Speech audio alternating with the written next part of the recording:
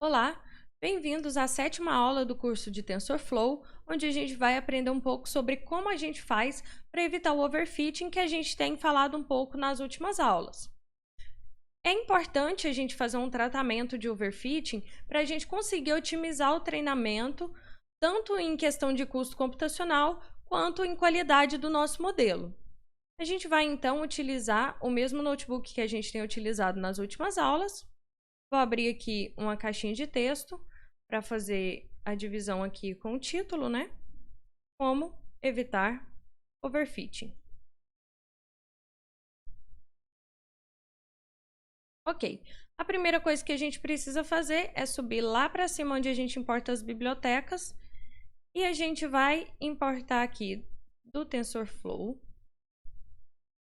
da nossa API Keras, um tipo de callback. Callbacks. E vamos importar o early stopping. Ok, vamos rodar aqui.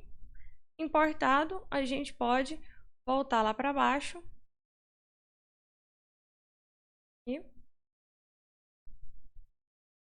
E nessa aula, a gente vai fazer dois modelos com utilização de tratamento de overfitting.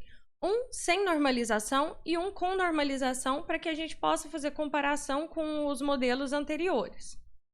Então, vou criar aqui um modelo 4. Criar modelo. Um modelo 5.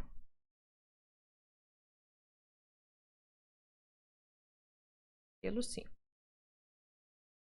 Além disso, eu já posso fazer a compilação desses modelos, porque ela não vai mudar. Então, vou copiar a compilação que eu utilizei nas aulas anteriores. E vou copiar aqui. E vou colar lá embaixo.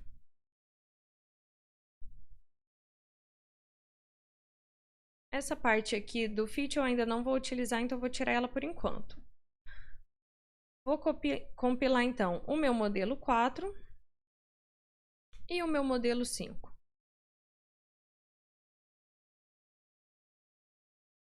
Ok. Feita a compilação, agora vem a parte que muda. A gente vai criar aqui uma variável chamada callback ES, que vem de early stopping, mas você pode colocar o nome que você preferir. Vou chamar essa função.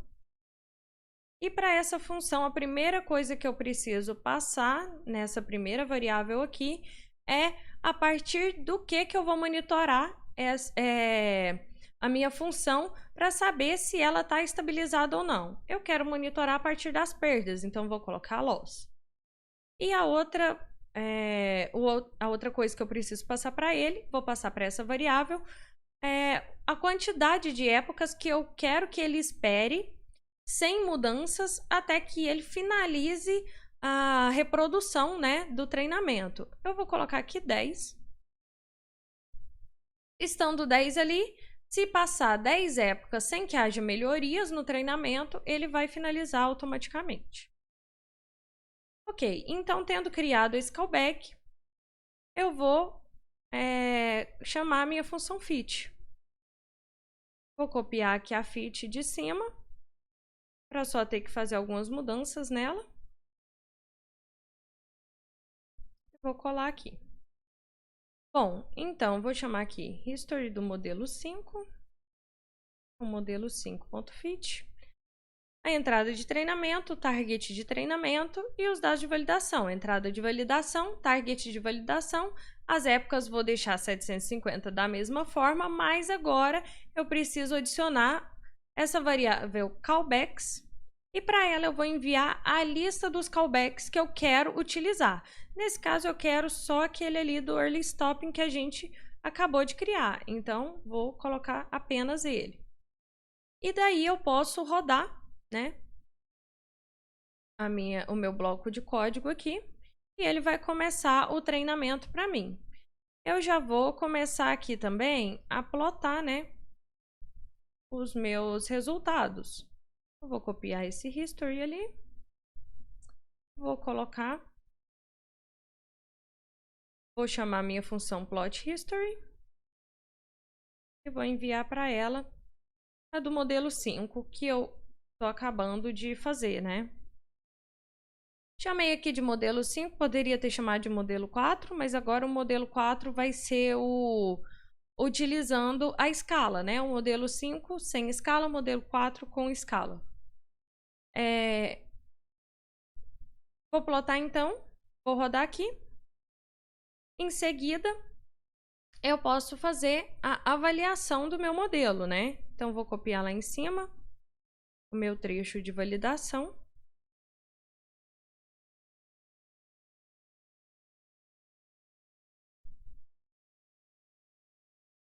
Vou colar aqui. Mas eu quero avaliar aqui os dados de validação em relação ao meu modelo 5. Copiar, rodo, colo de novo. E agora aqui eu quero em relação aos dados de teste, né, que não estão sendo utilizados lá, assim como da aula passada. E por fim, a gente vai fazer predições. Eu vou copiar aqui.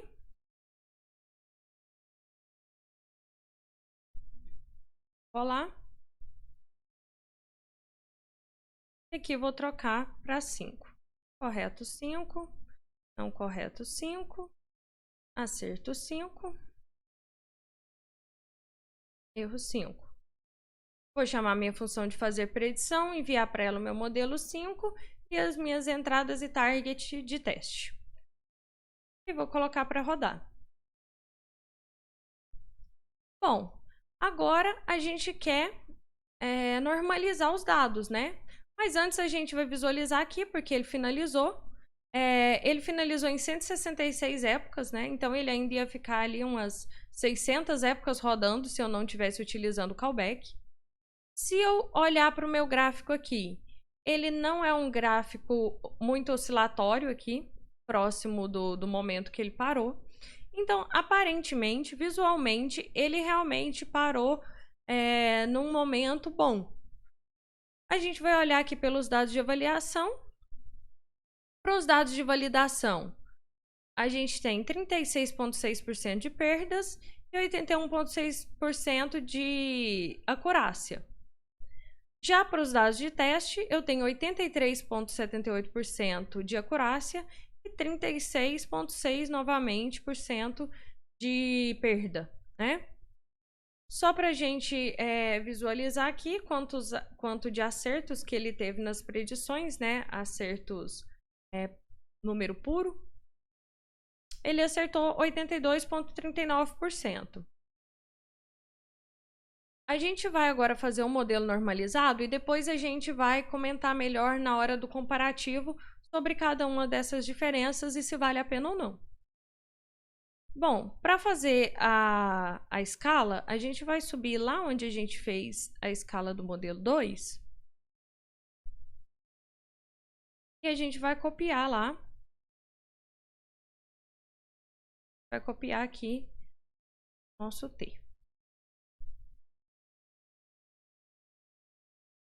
Colar aqui. A gente sobe lá. E pega aqui as partes de transformação. E agora a gente só vai modificar isso aqui para o nosso modelo com 3 bases de dados, né? Então aqui, o que é que a gente fez? A gente criou a variável t, que vai ser o nosso objeto transformador. Esse t ele foi ajustado em relação à base de entradas. E em relação a essa escala, ele vai transformar a entrada de treinamento em uma entrada de treinamento em escala, a entrada de teste em uma entrada de teste em escala, e agora a gente vai ter mais um, que é a entrada de validação, que vai ser transformada em uma entrada de validação em escala. Vou rodar isso aqui. Pronto, agora eu tenho os meus dados em escala. Agora, basta eu repetir aqui o que eu fiz para o anterior, né? Vou copiar aqui essa parte do fit.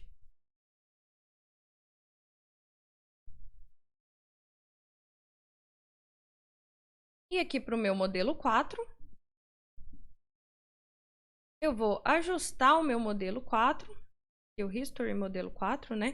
Vou ajustar o meu modelo 4 para a minha entrada de treinamento em escala, em relação ao meu target de treinamento, e para validação, eu vou utilizar a minha entrada de validação em escala,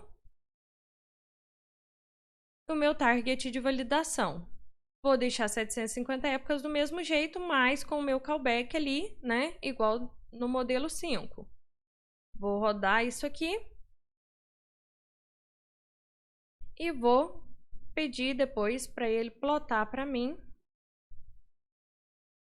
Plot, history. Eu vou copiar aqui minha variável, history modelo 4. Vou colar aqui. Assim que ele finalizar, ele vai plotar para mim o gráfico.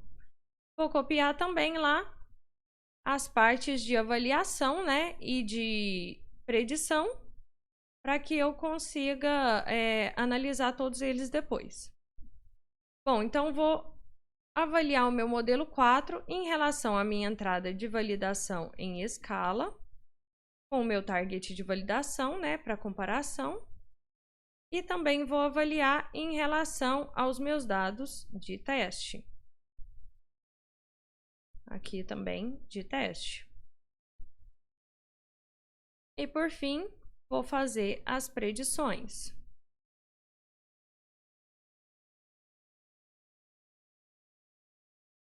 Vou fazer aqui então as predições. Os corretos do modelo 4, os não corretos do modelo 4, os acertos também do modelo 4 e os erros do modelo 4. Vou fazer a predição em relação ao quarto modelo, com a entrada de teste em escala, avaliando em relação ao target de teste. Ok. Para fazer a minha comparação, eu vou aqui antes colocar uma caixa de texto e vou colocar comparativo final. Bom, vou fazer uma cópia lá daquele nosso dicionário de comparação, para apenas ter que inserir os modelos que a gente fez agora, né? Na aula passada a gente já tinha colocado até o modelo 3, então agora a gente só vai inserir os modelos 4 e 5 aqui no nosso dicionário. O modelo 4 vai ser em relação à quantidade de predições corretas no modelo 4 e a quantidade de acertos do modelo 4. E o modelo 5, em relação à quantidade de predições corretas do modelo 5 e a quantidade de acertos do modelo 5. Depois, o data frame de comparação vai ser um pandas data frame do meu dicionário de comparação. Dicionário de comparação. Ok, daí ele vai me mostrar aqui o data frame. Vamos subir aqui para a gente dar uma olhada. Esse aqui da normalização, ele finalizou então em 232 épocas, também bem abaixo, né? Aqui ele ainda teria mais de 500 épocas que ele ficaria rodando. Em relação aos gráficos também, a gente pode observar que realmente assim, ele tem uma tendência de estabilização aqui no final dos gráficos, né? Principalmente aqui no gráfico de perdas, que é o gráfico que ele estava utilizando para finalizar.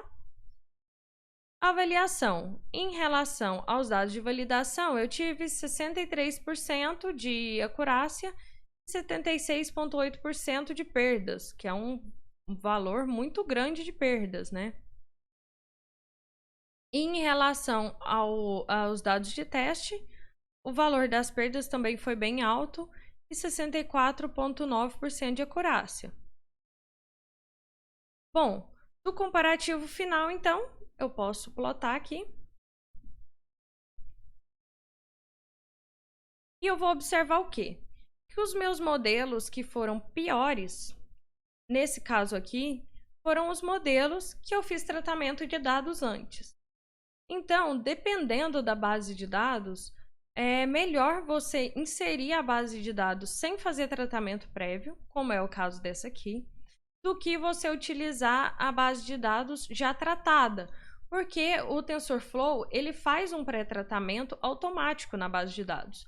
E o pré-tratamento dele pode acabar sendo melhor se você não tiver mexido na base de dados do que se você mexer nela, como é o caso que ocorreu aqui.